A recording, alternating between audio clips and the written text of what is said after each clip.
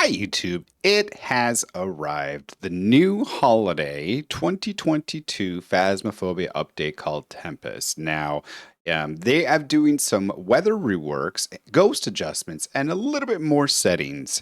I am an official Phasmophobia content creator, so I will be giving away three special unique VIP badges. Now, in order to be able to give that away, what we're going to do is we're going to have you guys give me a follow on Twitch, which I will be live streaming today on Twitch, timetell.tv/timetell. And then what you need to do is go back into this video and put your Twitch name in the comments down below.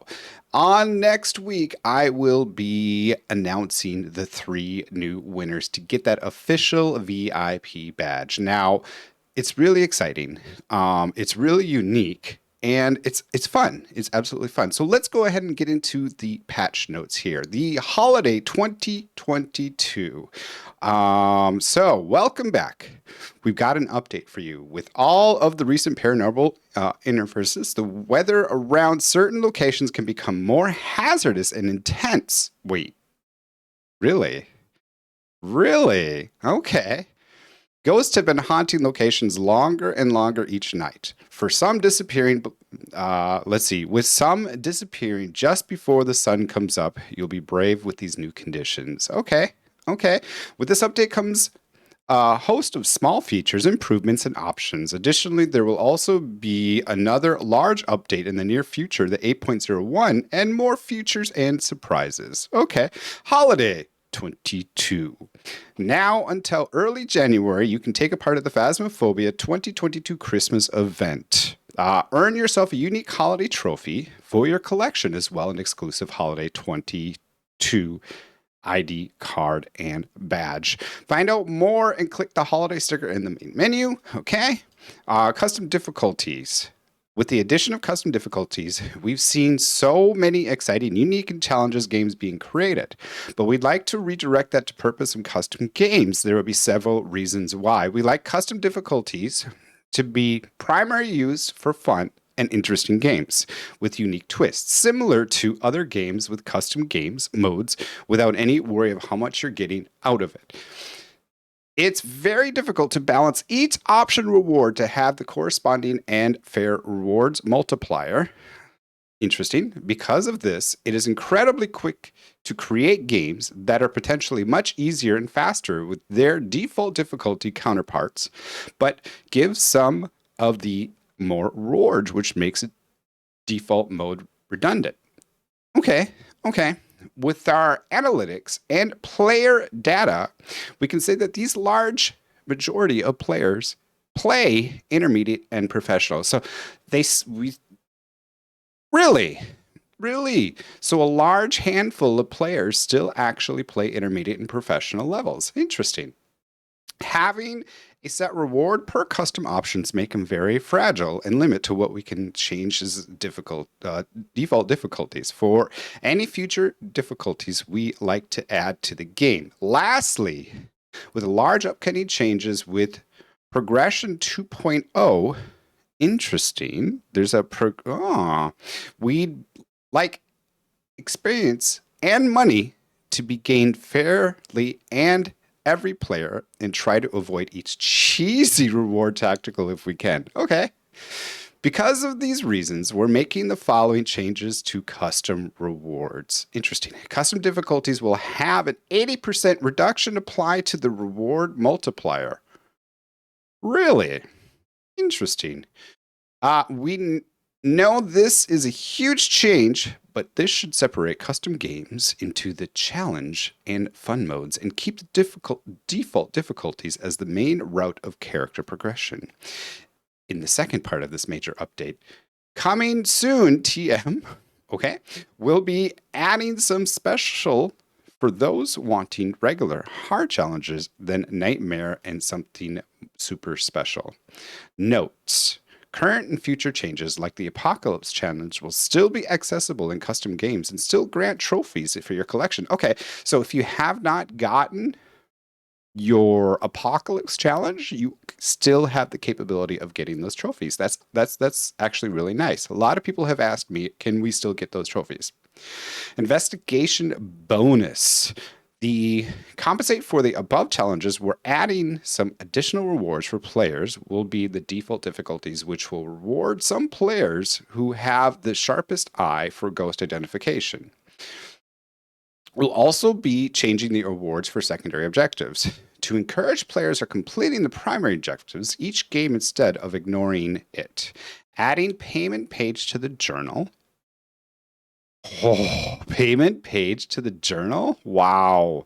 Investigation bonus. If you can identify the ghost correctly and escape alive, you will double the money and experience you earn for a primary and secondary objectives you complete during the contract. Interesting.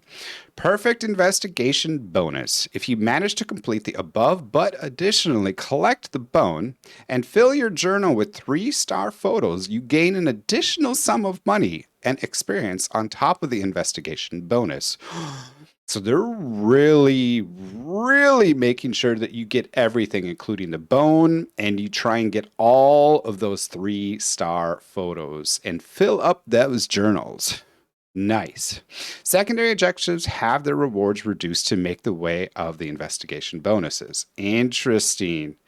Investigation bonuses are affected by the difficulty multiplier. Right. Which was in the last Apocalypse update. Ghost types.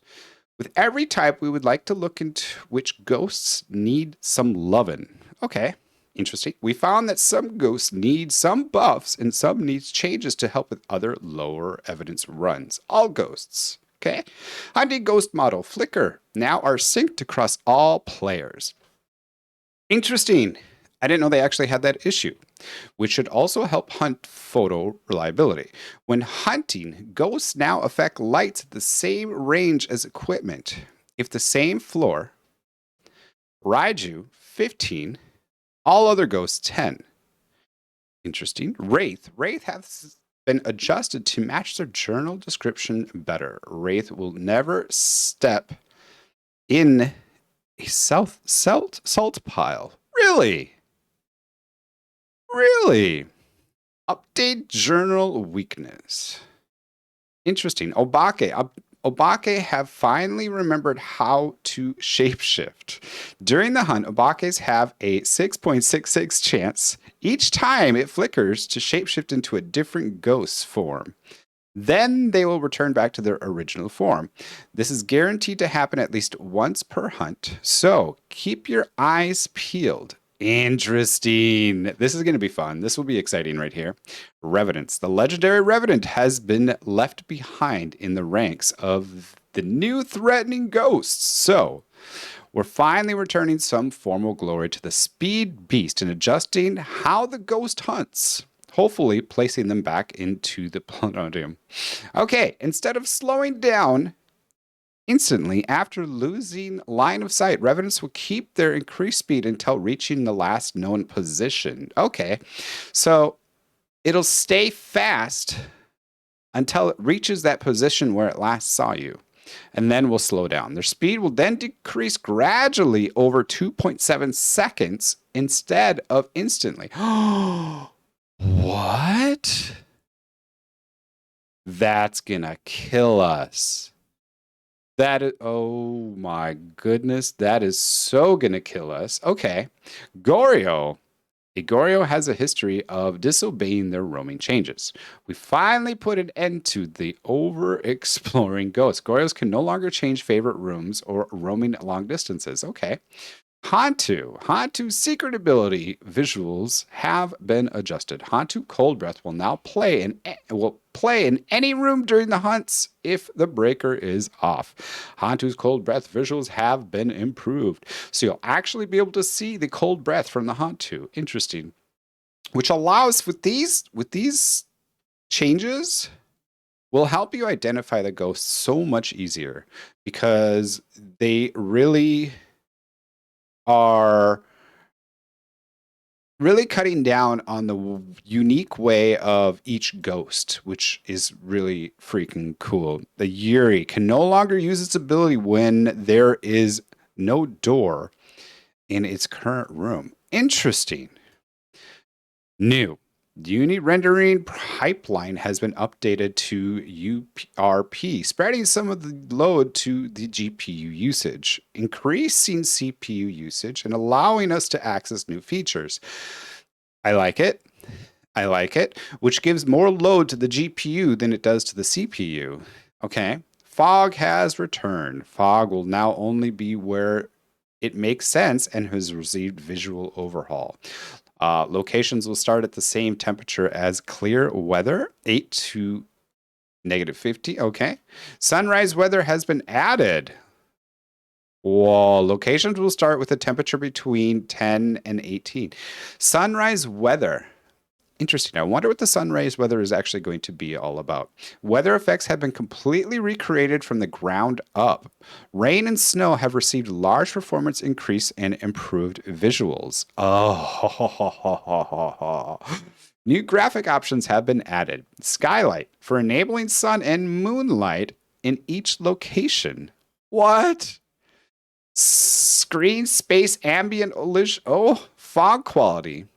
Fiddly fixed 1.0 AI upscaling for better performance, only compatible with these different series or newer. Anti-aliasing options. You can now choose between these different ones. VR players can only choose the MSAA. You can now place crucifixes. When placing the crucifix, you can now see the range of its effect in the environment. I would need to take a look at that and see what they actually mean by that. All post-processing effects have been adjusted and improved. Added text option for voice recognition. It'll show UI for selecting that question and asking the spirit box in the Ouija board. Added a text option for voice recognition. Okay, I'll have to take a look at that one and see what they mean by that one. If you swap to a new PC or reinstall Windows or save, will now revert to your personal cloud. Yes! I have been waiting for this because for like the basketball hoops, when I completely redid my computer, it went to zero. It went to zero because I completely forgot to grab my log or my progress folder, and yeah, it went bye-bye. Changes. Smudge sticks burn effect has been improved. Oh, I can't wait to see that. The haunted mirror effects visually have been improved. Transparency object and effects will now receive shadows from lights. Nice. Resetting your save file will now wipe your cloud. Resetting your save file will now wipe your cloud backup. Ooh. Improvement performance on cat maps. Fingers have been moved on willow doors to be more consistency placed.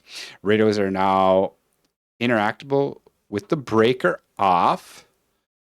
Okay. Okay. Are they assuming because it's just battery? I wonder if that's because if it's a battery or not. All players must now be further than 5 millimeters away from the Ouija board before it breaks, instead of just the person who is activating it. Oh. Oh dear. So I think every single player needs to be away from the Ouija board. So if there's one player that's near the Ouija board, it's not going to break. I wonder how that's going to work as well. The Ouija board will now auto deactivate when walking outside the map. Okay. Okay. Interesting. Sanity pills no longer disappear when using them. Instead, they now drop on the floor and no longer usable. I'm curious about that one as well. Improved all candle wax effects when lit. Yes. Improved 2 hiding spots in Sunny Meadows. One by the restricted area of the door and the other restricted wing. Small tent cloths are now translucent. Okay, interesting. Fixes. Average sanity object will now complete at the same time as for all players. The bone will no longer spawn inside other objects. Yes. I think this is the issue that we were running into every single time we were trying to find the bone. The bone was constantly, for some reason, spawning in different type of objects, which we were unable to locate the bone. Hopefully this has fixed a lot of issues. I know previously it was spawning out of bounds, but then I think they figured out that it was actually spawning inside other different objects. Okay. Okay, that's pretty good. Tripods no longer count as electronic equipment after removing a camcorder. Willow windows are now the correct way around. The complete daily challenges, weekly challenges will now only trigger when daily challenges completes instead of when it progresses. You can no longer scroll to another item while placing something. The ghost rooms will now show on the board in the truck in training. Interesting. Diogen's Spirit Box reply will now work if you are not crouched. Interesting. So these are fixes, which I wasn't really aware of. The morgue door VR grab point is now in the correct position. Okay. Hitting the crouch button when physically crouching in VR will no longer push you enough into the floor that the ghost can't kill you. Major bug. Computer monitor in person no longer turns on when the computer monitor. I need more tea. The computer monitor in person no longer turns on when the power is off. The ghost replied, "Start will now count if you are not the host." Okay. In Sunny Meadows, the female hallway light switch will no longer toggle the utility room light. Journal on or off button are much clearer to understand. The ELUA acceptance button will no longer be clickable until you scroll to the bottom, which means you actually need to scroll to the bottom. The objectives move start will now correctly count in Poltergeist Throw. The inventory will no longer break if you grab more than one item before joining a game. Room reflection now will be accurate when turning light on or off quickly. Russian and your fonts will no longer have gray boxes around the characters. VR death room spawn position is now correct. And that is the patch notes for this update, which is releasing extraordinarily soon. Like really, really soon. Again, I will be streaming this today. All of the content creators were giving access to be able to stream it and show you guys a sneak peek of what the game is all about. If you like the video, please make sure that you comment down below and subscribe to the channel. Again, make sure you follow me on Twitch if you would like to win that VIP badge, and make sure that you put your Twitch name in the comments down below on this video. I love you guys. You guys are absolutely amazing. I will see you guys over on Twitch. I love you guys. Bye-bye.